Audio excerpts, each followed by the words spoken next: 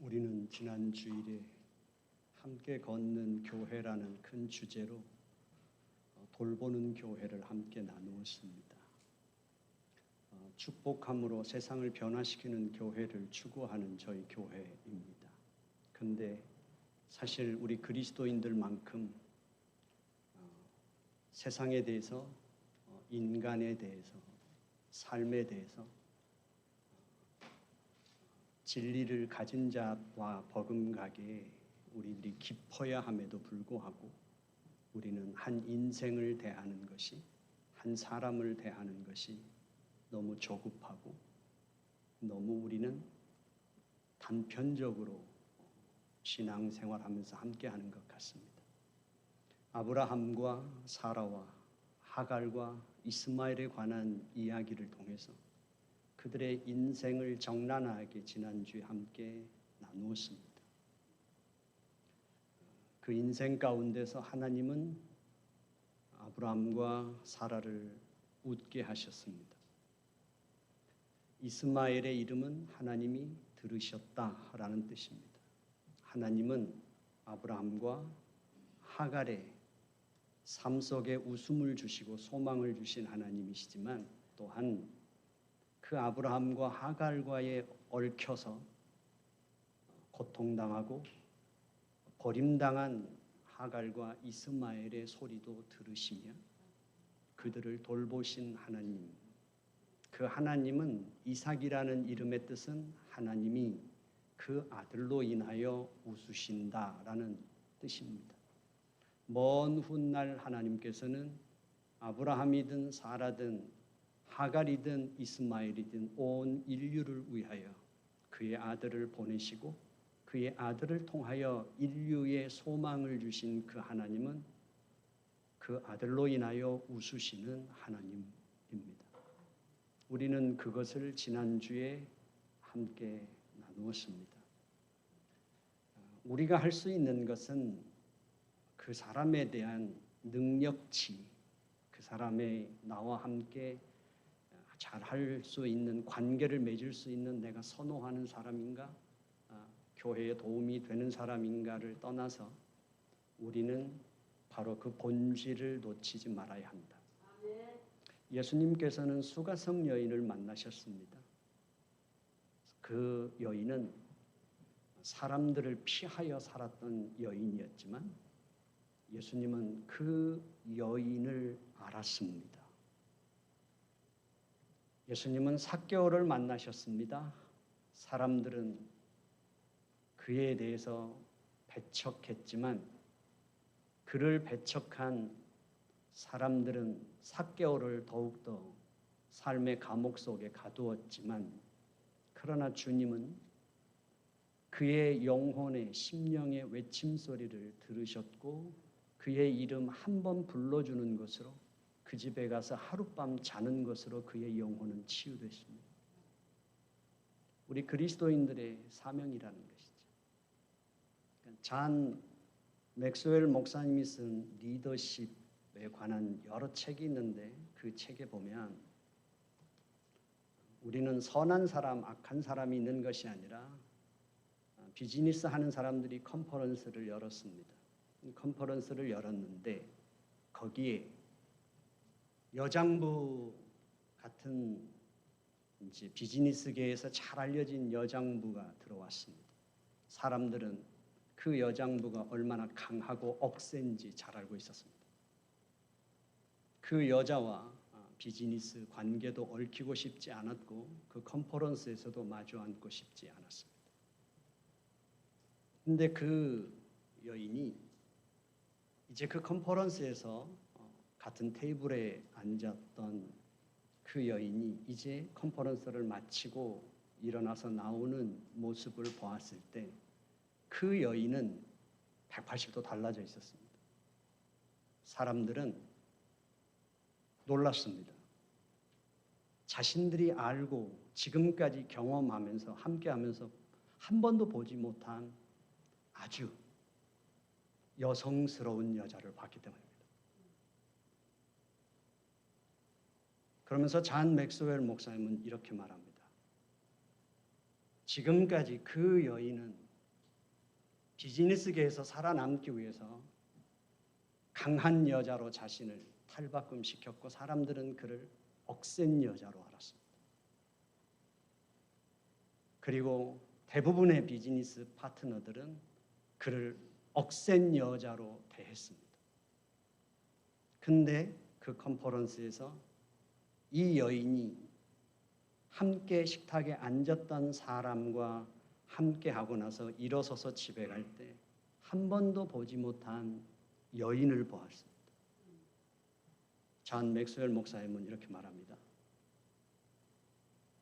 사람은 고정되어 있는 것이 아니라 누구를 만나느냐에 따라서 똑같은 사람인데 억센 여자가 되기도 하고 그 억셌던 여자가 아주 부드럽고 선한 여성으로 바뀌었다는 거죠. 우리 그리스도인들은 확신합니다. 모든 사람에게는 다르지만 고유한 키가 있습니다. 그 키를 못 찾을 뿐이지 예수님은 수가성 여인의 삶의 문을 열고 들어가는 키를 알고 계셨고 삭개오의 삶의 문을 열고 들어가는 키를 알고 계셨습니다. 우리는 한 인생, 우리가 마주하고 있는 길것들은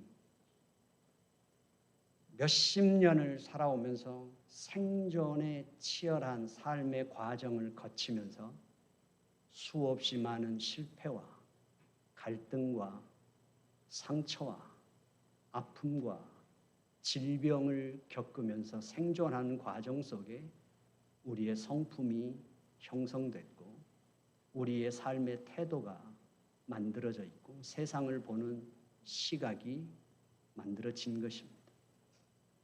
우리는 겹겹이 그 시간을 피하지 않고 70년, 80년을 살아온 겹겹이 질병도 급성은 치료하기가 쉽지만 만성 질병은 치유하기가 어려운 것처럼 겹겹이 포기하지 않고 그 삶을 살아내고 생존하면서 만들어진 그 성품과 말씨와 행동은 말 몇 마디로 해결될 수 없습니다. 우리는 그 누구도 신앙을 줄 수 있는 인간은 없습니다. 우리는 하나님의 사랑을 전할 뿐이지 신앙을 줄 수 없습니다. 오직 성령 하나님에 의해서 이루어지는 역사라는 사실은 우리는 어떤 설득력을 갖고 있다 하더라도 얼마나 진심을 다하냐에 따라 달라지는 것이 아니라 우리는 언제든 하나님의 사랑을 전할 뿐입니다. 바로 그것이 우리가 돌보는 교회입니다. 제가 함께 일했던 폴이라는 친구가 있습니다. 10년 동안은 저도 거북스러웠습니다. 너무 처음에는 다혈질이라고 생각했는데 너무 쉽게 화내고 이렇게 여유가 없는 거예요. 그런데 제가 10년 동안 겪었던 그 폴은 괴팍하고 너무 화를 잘 내고 짜증스러운 사람이었습니다. 그런데 어느 순간에 180도 달라졌습니다. 천사같이 변했습니다. 언제 변했느냐? 자기 어머니가 돌아가시고 난 다음에 변했어요. 어머니가 돌아가시고 난 다음에 어머니가 사시던 노인 아파트가 생겼어요. 어머니가 타시던 차가 생겼어요. 지금까지 고등학교 졸업하고 여자친구 만나서 결혼식도 안 하고 살면서 아이를 셋을 낳아서 키우면서 힘겹게 살아오던 그 삶에는 살아도 경제적인 여유도 안 생기고 자식이 커갈수록 너무 버겁고 힘들었던 그에게는 삶 자체가 힘들었던 거죠. 근데 어머니가 돌아가시고 난 다음에 허름한 노인 아파트인데도 불구하고 어머니가 차던 차가 하나 생겼는데도 천사같이 바뀌었어요. 이제 숨이 쉬어지는 거지. 저한테 농담도 하고. 우리는 특별하게 사람들이 문제가 있는 것이 아니라 우리는 키를 아직 못 찾았을 뿐이라는 사실이에요. 하나님이 웃으시는 것, 바로 그것. 우리는 그 길을 향해서 가는데 축복함으로 우리는 그 키가 축복이라고 믿는 사람들입니다. 이제 오늘 두 번째, 돌보는 교회에서 다음 세대에 관한 이야기를 하고 싶습니다. 시편 78편은 시편 가운데서 두 번째로 긴 시입니다. 시편 119편은 176절이라는 아주 긴 장입니다. 두 번째로 오늘 시편 78편이 72절까지 있습니다. 이 72절까지 있는 내용에서 제가 4절과 7절까지만 설교 본문을 보내드렸더니 김진희 사람이 톡을 보냈어요. 설교 본문이 맞느냐고. 읽어봤다는 거죠. 제가 72절까지 설교를 다 할 건데 4절부터 7절까지 했는데 분명히 앞만 잘라도 8절까지는 가야 되는데 왜 7절에서 잘랐을까? 말이 이게 안 이어지고 종결되지 않는데, 그래서 제가 퇴근하고 운전하는 중에 톡을 보냈어요. 맞다고. 더 이상은 톡을 하기가 어려워서 맞다. 그런데 오늘 주보를 보셨죠? 주보를 보니까 주보 앞면의 그림, 색깔, 그리고 거기에 한 문장을 만들어 놨어요. 저는 설교 본문만 줬어요. 그리고 제목은 저는 함께 걷는 교회 두 번째라고만 가로치고 2라고만 써서 보냈는데 주보 만드는 사람은 색깔도 그림도 한 문장도 설교를 안 들어도 맞춰낸 거죠. 읽었다고 하는 거고 그 주보 한 장을 만들기 위해서 얼마나 하나님과 그 말씀을 갖고 씨름을 하고 난 다음에 주보 1000면을 만들었는지. 오늘 78편도 우리는 그렇게 고민을 해봐야 할 일이라고 생각합니다.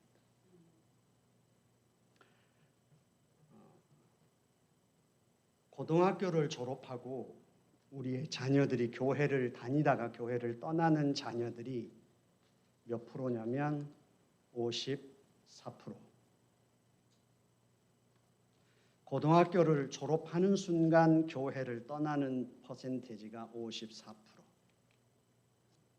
대학교를 가서 대학교를 졸업하기 전에 떠나는 아이들이 26%.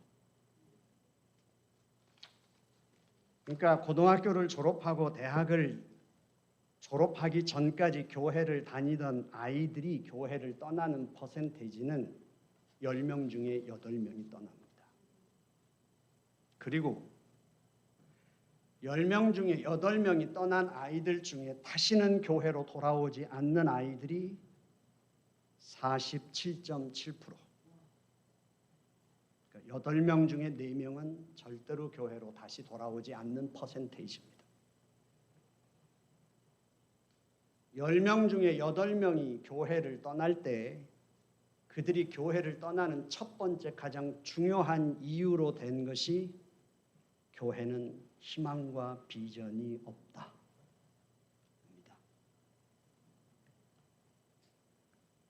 심각하죠? 이게 2010년도 통계입니다. 15년이 지난 지금은 좋아졌을까요? 더 나빠졌을까요?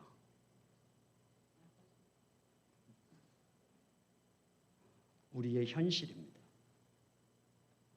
자, 2세 목사 중에 스티브 장이라는 목사가 1세, 2세, 3세에 대한 신앙 색깔을 정리해 놓은 게 있습니다. 1세대는 절실한 믿음, 용기 있는 헌신, 결함 있는 믿음, 이렇게 정리해 놨어요. 1세대들은 이미 와서 언어의 한계가 있고 문화의 한계, 모든 한계가 있기 때문에 자신의 삶을 붙잡고 세울 수 있는 것이 하나님께 기도하는 것, 신앙이었기 때문에 절실한 믿음을 갖고 있다. 그리고 용기 있는 헌신이라는 건 비록 나는 미국 와서 살지만 내 자식들만큼은 나와 다른 삶을 살게 하겠다고 하는 그 마음으로 용기 있는 헌신이 있었다는 거죠. 그런데 1세대들이 결함 있는 믿음을 갖고 있는 것은 무엇인가 하면 그래도 한국에서는 살만했고 배울 만큼 배웠는데 미국에 오면서 버리고 온 게 하나 있는데 체면을 버렸습니다. 여기 와서 한국에서 가졌던 직업을 그대로 가질 수 없고 한국에서 마음대로 활동하고 주도적으로 살았던 그 삶이 미국에 와서는 날개 잘린 새처럼 판단력도 있고 시야는 있지만 내가 판단하고 내가 보는 대로 내가 아는 대로 활동하는 데는 날개가 잘린 새같이 그렇게 살다가 어디 와서 체면을 목숨 걸고 찾느냐? 교회에 와서 찾는다. 그래서 목사, 장로, 집사, 안수집사, 권사의 목을 맨다. 2세들이 본 거예요. 2세들이.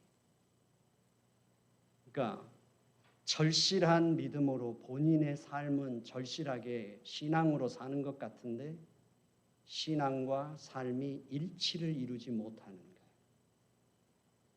거기다가 이민교회는 어떤 문제가 있습니까? 한국에서는 교회를 오는 분들은 교회를 다니기 위해서 와요. 교회를 안 다닐 것 같으면 다른 걸로는 안 와요. 다른 건 내가 다 해결할 수 있으니까. 근데 미국은 일단 교회가 삶의 중심적인 역할을 이민교회가 해왔어요.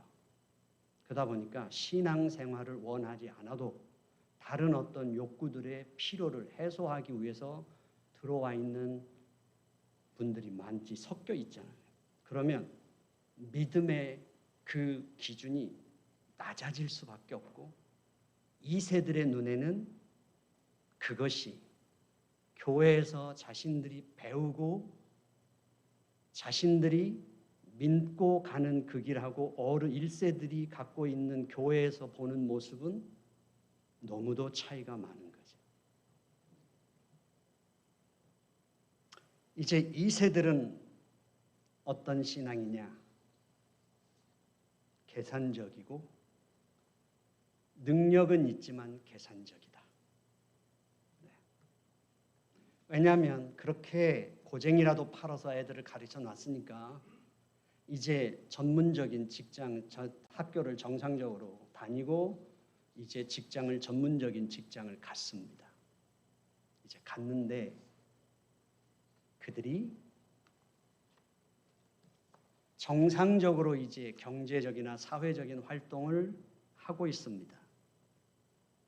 하지만 그들에게도 약점이 있습니다. 1세대들은 큰 구덩이를 파야 한다고 생각하면 팝니다. 교회를 건축해야 된다면 건축하고 자식을 무슨 일이 있어도 공부를 시키게 되겠다고 생각하면 시킵니다. 그런데 일반적으로 안정이 돼 있는 2세들은 묻습니다. 왜 해야 하는데요? 꼭 그렇게 해야 해요? 우리가 해야 해요? 지금 해야 해요? 이 세대는 안 팝니다. 네. 그래서 이제 이 세들에게 없는 것이 세 가지가 있습니다. 스티브 장 목사가 2세 목사가 본 겁니다. 없는 것. 첫 번째, 뿌리 없는 세대. 뿌리 없는 세대가 교회를 왔어도 따로 예배드리고 따로 활동하고 따로 밥 먹고 편의를 위해서 그렇게 하지만 교회 와도 따로 있어요. 그리고 교회 이동률이 높아요. 이민교회가. 그러다 보니까 아이들이 교회에서 정착하여 뿌리를 내려 잘 성장하는 게 아니라 교회가 옮겨지게 돼요. 그러다가 대학교를 가요. 그리고 이제 자기들이 마음대로 움직여요. 실제적으로 본인들의 신앙의 뿌리 자체를 못 갖게 돼요. 두 번째, 문화가 없는 세대. 그러니까 세대가 1세, 2세, 3세, 4세로 내려가면서 정상적인 교육을 받고 주류 사회 속에 들어가서 사는 것 같은데 1세가 지나고 2세가 지나고 3세가 지나도 자기들이 아무리 좋은 직장을 갖고 있고 언어에 전혀 문제가 없고 모든 문화를 갖고 있다 하더라도 그들이 이 미국에서 실제적으로 느끼는 것은 어떤 거예요? 실제적으로 느끼는 건 뭘까요? 이방인이라는 걸 자꾸 느끼게 되는 거예요. 제가 아는 아주 훌륭한 분이 있습니다. 정말 미국의 좋은 회사에 들어가서 부사장까지 됐어요. 근데 그가 그 회사를 그만둡니다. 아침에 회의를 했어요. 그리고 흩어졌어요. 지금까지 전혀 의식 못했어요. 모르고 살았어요. 근데 어쩌다가 뭔가 놓고 온 게 있어서 다시 갔더니 자기들끼리 따로 회의를 하고 있는 모습을 봤어요.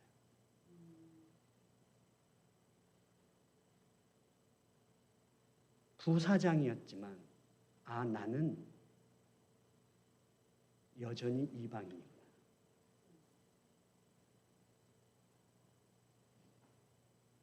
세 번째, 선배가 없는 세대. 그러니까 제 아들이 고등학교를 졸업하고 계속 저를 졸랐어요. 나도 다른 교회 가고 싶어. 나도 형이 있고 누나가 있고 나도 누군가에게 신앙을 충전받는 교회로 가고 싶어. 아빠가 목사라서 작은 교회에서 선택권 없이 국민학교 졸업하니까 중학교 가고 국민학생들 돌보라고 그러고 고등학교 가니까 중학생들 돌보라고 그러고 대학교 가니까 유스그룹에 가서 찬양 인도하라고 그러고 아빠 나도 신앙을 충전받을 필요가 있어.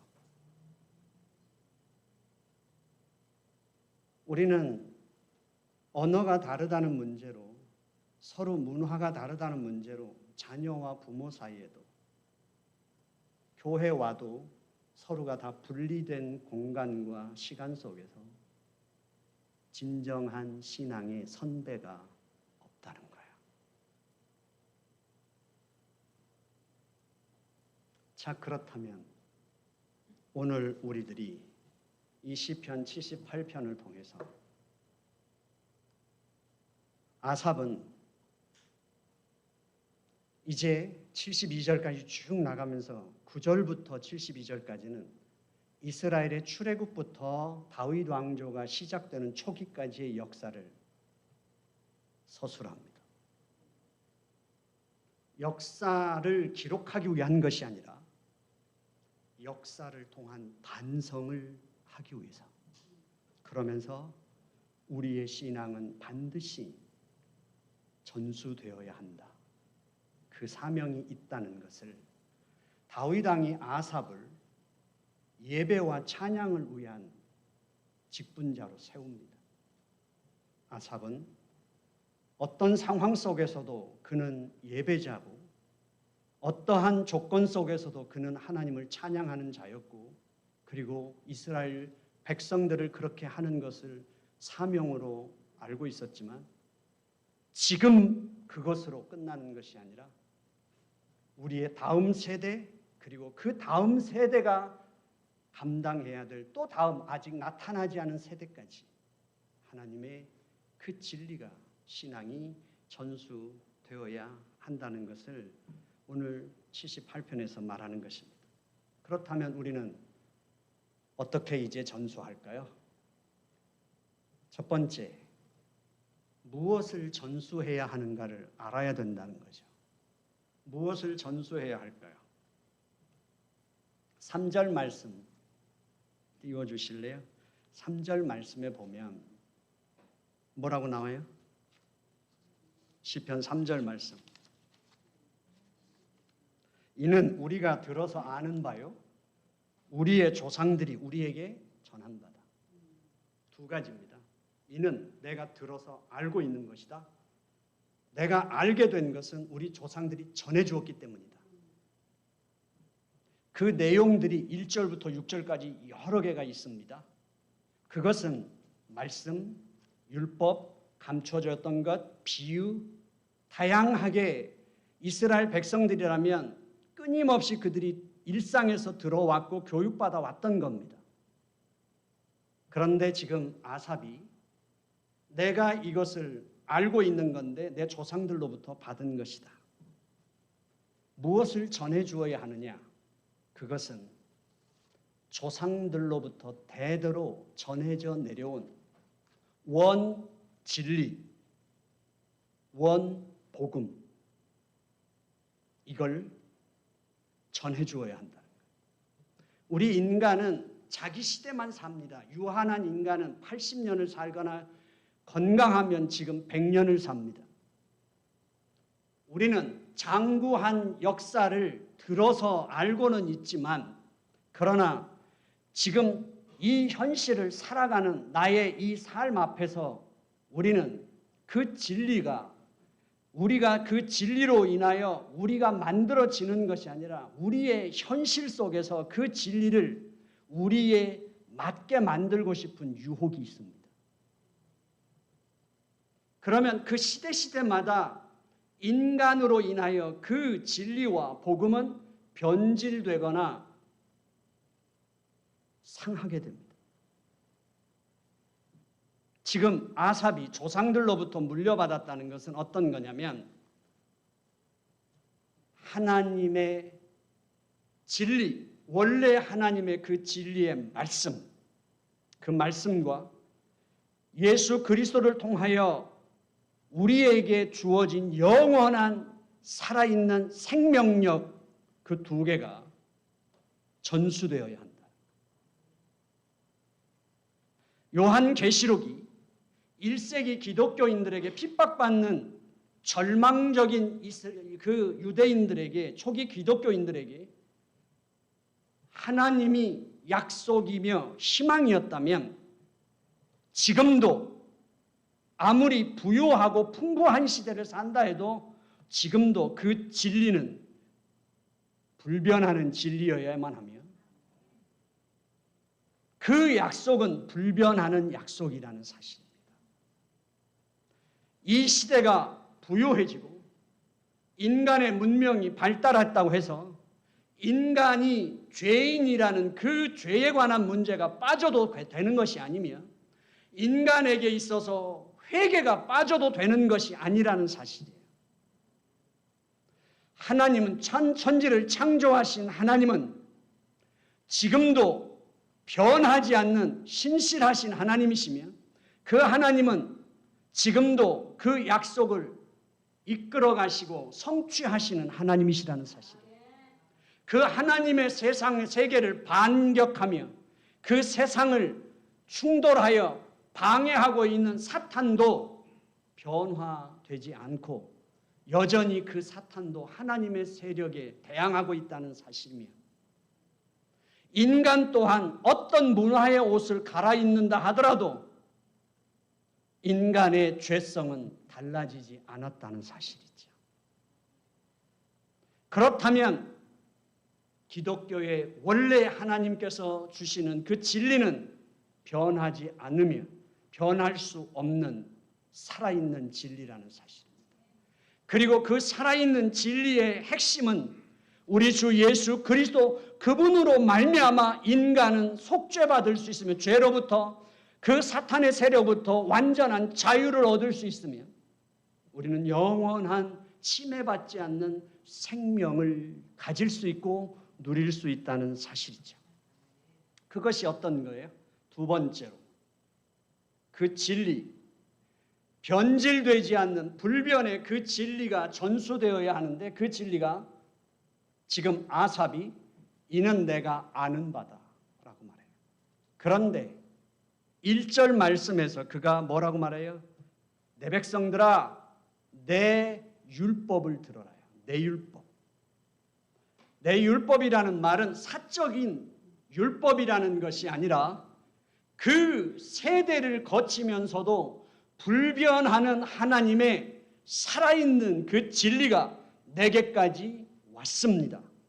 내게까지 온 그 진리가 나를 통하여 내 삶을 관통하며 그 진리는 여전히 불변한 하나님의 절대 능력과 신실하신 하나님의 지금도 살아서 역사하시는 진리라는 사실이 나를 통하여 확증된 진리입니다. 지금 아삽은 그것을 내 율법이라고 말하는 거예요. 나를 관통하며 그 진리는 아무리 시대가 지나도 시간이 지나도 변질되지 않은 불변한 살아있는 진리라는 사실이 나를 통하여 확증되며 예수 그리스도의 그 생명이 살아 역사하는 그 생명력이 나를 통해서 확증된 그것이 누구에게요? 다음 세대에게 전수되어야 한다.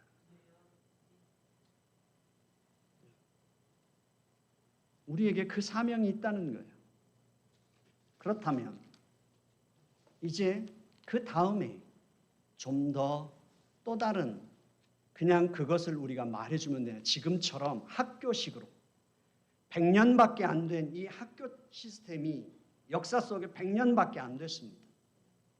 우리는 이 시스템이 세상이 처음부터 이렇게 와서 이거라고 생각하지만 교회 오면 아이들은 각자 자기 예배실로 가고 교실로 가고 친교도 따로 하고 전도사님 한 사람이 예배를 인도하고 성경 공부하고 그것으로 끝이냐. 이제 아삽은 그 부분에 대한 더군다나 우리 한국 사람들에게 가장 약한 부분을 우리가 보완해야 되는 부분을 말합니다. 어떤 거냐면 1세대들이 갖고 있는 신앙적인 결함, 치열하게 살면서 만들어진 그 신앙적인 결함, 현실적인 한계, 그런 부분들이 교회 안에서 갈등으로 나타나기도 하고 어떤 한 개인의 인격적인 결함으로 나타나기도 하고 어떤 교회가 서로가 갈라서는 아주 큰 갈등으로까지 비화되기도 합니다. 그렇다면 그것을 본 우리의 자녀들이 문제일까요? 그들이 교회는 비전이 없다고 말할 수 있습니다. 그들이 저건 신앙이 아니야, 다 가짜야 라고 말할 수 있습니다. 나는 저렇게는 안 믿어 라고 말할 수 있습니다. 오히려 그들은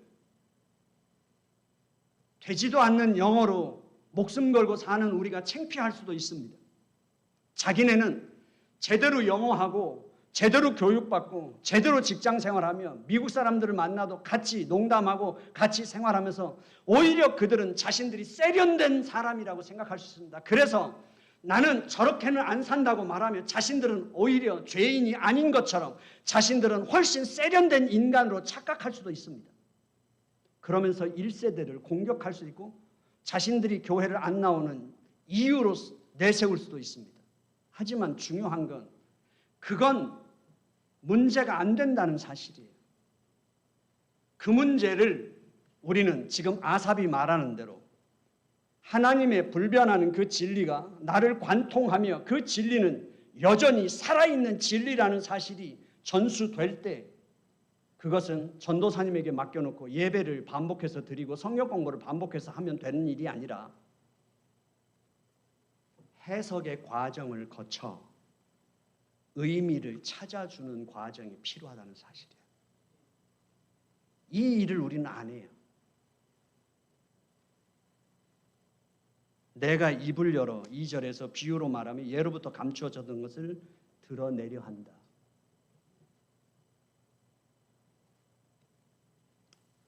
그러면서 아삽은 그들의 치욕스럽고 불편한 역사를 고스란히 서술합니다. 그런데 문제는 기독교에서 역사를 제거하면 내용도 없어집니다. 기독교 신앙은 추상적인 신념이나 개념 안에 관념 속에서 풀어내는 것이 아니라 이 치열한 역사 속에서 하나님은 우리와 함께 풀어가시는 분이라는 사실이에요. 그래서 예수님은 십자가에서 죽으셨습니다라는 건 역사적 사실이에요. 예수님은 십자가에서 죽으셨습니다로 끝날 수 없어요. 예수님은 십자가에서 죽으셨습니다. 왜냐하면 우리 인간의 죄와 사망의 권세를 해결하기 위해서 죽으셨습니다. 그러면 기독교 교리가 되는 거예요. 이 두 가지가 합해져야 신앙이 만들어지는 것입니다. 결국 우리는 지금 이런 것입니다. 아삽이 하고 있는 건 9절부터 하나님이 그들을 출애굽시키십니다. 출애굽시키실 때 홍해를 건너는입니다. 홍해가 갈라져서 이스라엘 백성들은 건넜고 애굽 군병들은 다 수장됐습니다. 사실입니다.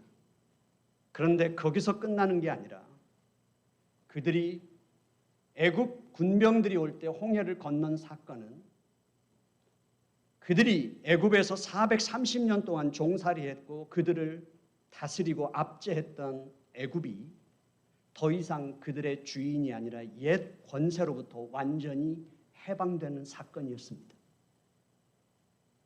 다시는 애굽이 바로가 그들의 운명을 쥘 수 없으며 그들을 압제할 수 없는 사건입니다.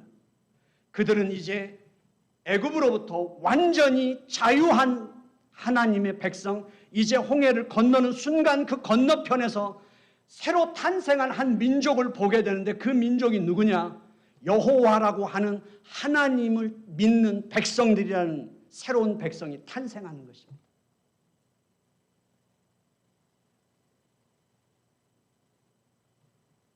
광야에서 그들은 원망합니다. 허구한 날 불평하고 원망하지만 하나님은 그들의 원망과 불평 속에서 바위를 통해 거기서 물을 솟게 하십니다. 그건 기적이었습니다. 그들이 겪은 기적이었습니다. 그러나 그 기적은 이제 신약에 오면 외부로부터 우리의 삶이 채워지는 것이 아니라 우리의 속에서부터 영원히 목마르지 않는 생수가 터져나오는 성령의 역사가 우리에게 주어진다는 사실이 바로 그 사건입니다. 그들은 만나를 먹었습니다. 하나님은 그들의 불평소리를 들으시고 하늘문을 여시고 비가 쏟아듯이 내리셨다고 말합니다. 하늘에 먼지같이 쏟아 부으셔서 그 만나가 그들을 둘러 에워쌀 것처럼 하나님이 쏟아 부어주셨대요. 그것은 먼 훗날 우리의 생명의 떡이 되신 예수 그리스도, 우리의 양식이 되시는 예수 그리스도가 우리에게 그렇게 허락되는 사건입니다. 유월절 양을 잡아 문설주에 바르는 그 가정마다 바로의 장자도 죽고 바로의 가정의 첫 새끼도 다 죽어도 어떤 권세를 가진 자나 그 누구라 하더라도 예외 없지만 양의 피를 문설주에 바른 이스라엘 백성들에게는 장자도 동물의 첫 새끼도 죽지 않았습니다. 하나님이 그 죽음을 건너뛰셨습니다. 이제 예수 그리스도 그분이 우리의 모든 그 죽음의 재앙을 건너뛰시고 생명을 가져오신 분입니다. 9절부터 39절까지만 본다 해도 이스라엘 백성들은 하나님을 기억하지 못했습니다. 하나님을 거역했습니다. 9절에 보면 에브라임이 무기가 있었음에도 그들이 무기를 갖고 있는데도 패했습니다. 10절에서 11절에서 왜 그랬느냐? 무기가 있는데도 패한 것은 그들이 여호와 하나님을 기억하지 않았으며 하나님을 떠났기 때문이라고 말하는 겁니다. 그들이 아무리 좋은 무기를 갖고 있어도 패할 수밖에 없었던 것. 그런데 그들이 하나님께서는 여전히 그럼에도 불구하고 비를 내리시듯 만나를 주시고 홍해를 가르시고 메추라기를 보내주시고 물을 내십니다. 하나님이 그러시면서 진노하지 아니하시고 그들을 끝까지 돌보시며 그들을 지키신 하나님, 그 메시지가 무엇일까요?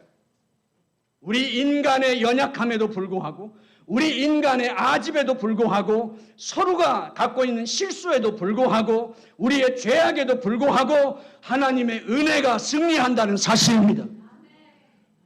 예수 그리스도의 십자가가 승리한다는 것, 그것을 지금 아삽은 풀어내는 것이고 우리가 해석하여 우리의 다음 세대에게, 그래, 우리의 1세대가 갖고 있는 인격의 부조화, 신앙과 삶의 부조화, 인격을 갖고 있지 못한 것처럼, 아니 신앙이 없는 것처럼 교회에 와서도 여전히 세상 사람들처럼 사는 것 같지만 그럼에도 불구하고 그것을 풀어내어 은혜가 승리한다는 걸 가르쳐 줄 수 있는 것, 예수 그리스도가 이기시는 분이라는 사실을 가르치는 것, 아삽은 지금 그걸 말하는 겁니다. 우리가 놓쳤던 것입니다. 기도해야지요. 성경 공부해야 합니다. 그러나 교회에다만 맡겨서도 안 되고 교역자에게만 맡길 일이 아니라 그들을 붙잡고 삶을 해석해주고 그 속에 계신 하나님을 밝혀주는 것. 그래서 그럼에도 불구하고 그들이 하나님을 기다릴 수 있게 만들며 어떤 상황에서도 하나님을 예배하는 걸 놓지 않으며 어떠한 조건 속에서도 하나님을 찬양할 수 있도록 그들에게 삶을 열어주는 것, 그것이 아삽이 다음 세대에게 신앙을 전수하는 거란 말입니다. 이제 5절에서 그것은 우리에게 선택의 문제가 아닙니다. 5절에서 명령했다고 말합니다. 우리는 구분해야만 합니다. 하나님의 말씀을 읽을 때 권면이냐 명령이냐는 반드시 구분해야만 합니다. 하나님이 우리에게 권면하실 때가 있습니다. 그러나 하나님이 명령하실 때가 있습니다. 살인하지 말라, 거짓말하지 말라, 간음하지 말라, 도적질하지 말라. 그건 명령입니다. 다음 세대에게도 전하는 것도 명령입니다.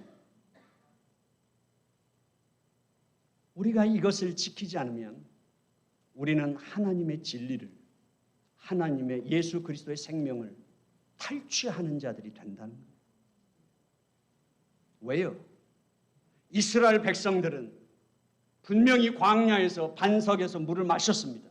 만나를 먹었습니다. 그들이 누린 하나님의 기적의 역사였습니다. 하나님의 말씀의 역사를 경험했습니다. 그럼에도 불구하고 하나님은 계속 말씀합니다. 10가지 재앙을 겪을 때도, 홍해를 건널 때도, 요단강을 건널 때도, 무슨 일이 있을 때마다 하나님은 그걸 기념하라고 말씀하시며 유월절도 기념하라고 말씀하시며 너희의 자손들에게 가르치라고 말씀하십니다. 그리고 너희 자손들이 무엇이냐고 물어볼 때 반드시 설명하고 가르쳐주라고 말합니다. 우리에게 관통하여 그 진리는 불변하는 진리요, 하나님의 말씀은 지금도 살아 역사하는 진리의 말씀이며 생명이라는 사실이 우리가 누린 분명한 하나님의 은총이지만 그것은 우리의 것이 아니라 다음 세대가 누려야 하고 그들이 소유해야 할 그들의 것이라는 사실이에요. 불변하는 진리도 그들이 소유해야 될 것이며 살아있는 생명의 진리도 그들이 누려야 할 그들의 것이라는 사실입니다. 우리는 그 빚을 갖고 있고 우리는 그 사명을 갖고 있는 청직이라는 사실이에요. 우리는 이 거창한 일을 알고 있지만 잘 못합니다. 그래서 10월 마지막 주에 헬로 선데이를 한다고 광고에 냈습니다. 그날은 전교인이 명찰을 메고 다닐 겁니다. 이름과 직분이 있을 거예요. 아이들의 이름도 있을 겁니다. 제가 가끔가다 좌절할 때가 있어요. 교회 중직자들이 이렇게 말해요. 걔 있잖아. 걔가 누구지? 뚱뚱한 애 있잖아. 이렇게 말하면 제가 좌절해요. 그 사람 있잖아. 그 사람 왜 교회 안 왔어? 애 둘 데리고 오는 그 사람 있잖아. 이러면 도대체 어떻게 살자는 거죠?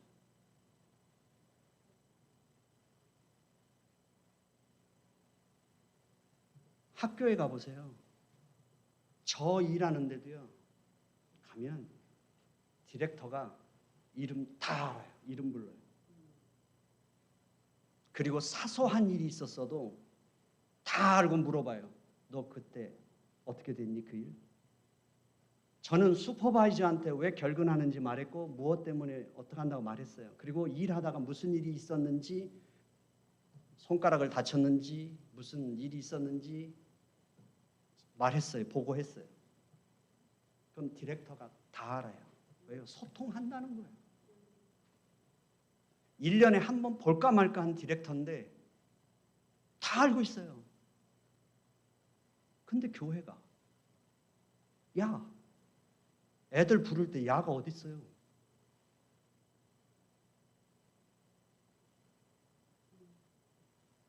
아이들에게 고유한 이름, 그 이름을 불러줄 때 그것이 시작이 아닐까요? 이 교회에 온 이상 그 아이는 누구 집 애가 아니고 그 집 애들이 그 집 부모가 책임져야 되는 게 아니라 집에서는 그렇게 하지만 교회에 온 이상 그 아이들은 이 길벗 교회에 맡겨주신 다음 세대예요. 우리 모두의 사명이에요. 마지막 주에는 이제 추수감사주일이 11월 셋째 주니까 그 전에 10월 마지막 주에 명찰을 메고 다니시는 겁니다. 메고 다니시면서 아이들이 이름을 부르면서 그 직분도 불러볼 수 있게 하고 얼굴하고 매치시키고 미국 사람들처럼 그냥 이름 불러도 상관없지 않아요? 목사라는 호칭 없어도 정확하게 그것이 그 작은 일이라도 시작해 볼 수 있었으면 좋겠습니다. 한 한국 사람이 책을 썼는데요. 2세들에 대해서 자녀 교육에 대해서 책을 썼는데 그가 이런 일화를 책에다 써놨어요. 영국 사람한테 물어봤대요. 야, 영국이 그렇게 기독교로 흥왕했던 국가인데 어떻게 한순간에 그 짧은 시간 안에 망할 수 있어? 그렇게 신앙이 쇠퇴할 수 있어? 그때 그 영국 사람이 이렇게 말했대요. 두 가지야. 1, 2차 대전을 끝나고 난 다음에 폐허가 된 도시, 그 도시를 다시 재건하느냐고 아버지들이 시간이 없었어. 이제 도시가 재건되고 나서 일상으로 돌아오고 삶이 안정되니까 이제 아버지들이 여유를 즐기느냐고 또 시간이 없었어.